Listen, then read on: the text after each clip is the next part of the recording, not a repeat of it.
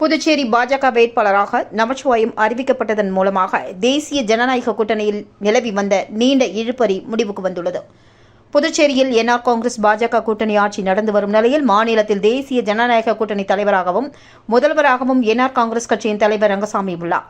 கடந்த பிப்ரவரி 7ஆம் தேதி என்ஆர் காங்கிரஸ் கட்சியின் ஆண்டு விழா நடைபெற்றது. அதில் பேசிய முதல்வர் புதுவை நாடாளுமன்ற தொகுதியில் கூட்டணி கட்சியான பாஜக போட்டியிடும் என்று அறிவித்தார்.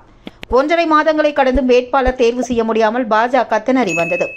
அமைச்சர் நமச்சிவாயம் போட்டியிட்டால்தான் வெற்றி பெற முடியும் என்று புதுவை பாஜக நிர்வாகிகள் கட்சி தலைமையிடம் அறிவுறுத்தியிருந்தனர். ஆனால் அமைச்சர் நமச்சிவாயம் தேர்தலில் போட்டியிட மறுப்பு தெரிவித்து வந்தார்.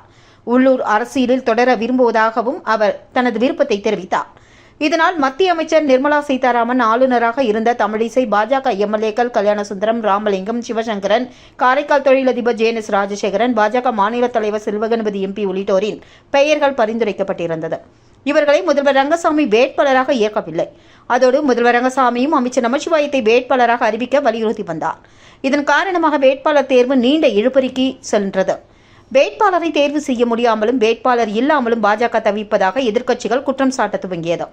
இதனால் தேர்தல் பணியை ஓராண்டுக்கு முன்பே துவங்கிய பாஜக நிர்வாகிகள் மற்றும் தொண்டர்களிடையே சோர்வு ஏற்பட்டது.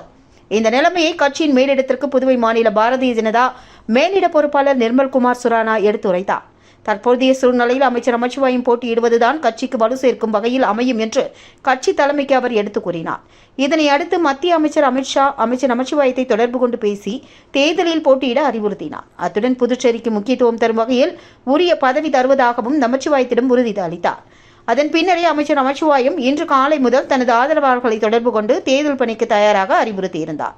ஒவ்வொருவரையும் தனித்தனியே போனில் அழைத்து பேசி வந்தார். இதனை அடுத்து இன்று புதுச்சேரி பாஜக வேட்பாளராக நமச்சிவாயம் அதிகாரப்பூர்வமாக அறிவிக்கப்பட்டார். இதன் மூலம் ஒரு வழியாக நீண்ட இழுபறிக்கு பின்பு பாரதிய ஜனதாவின் வேட்பாளர் பட்டியல் முடிவுக்கு வந்துள்ளது.